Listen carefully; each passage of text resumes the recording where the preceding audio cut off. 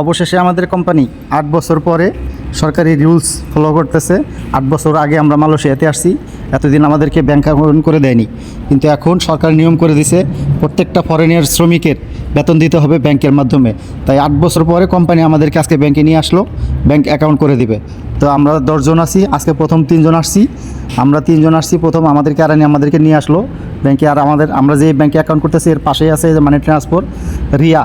তো আমরা এখানে আসছিলাম টাকার রেট দেখতে। আজকে টাকার রেট হলো 28 টাকা 85 পয়সা।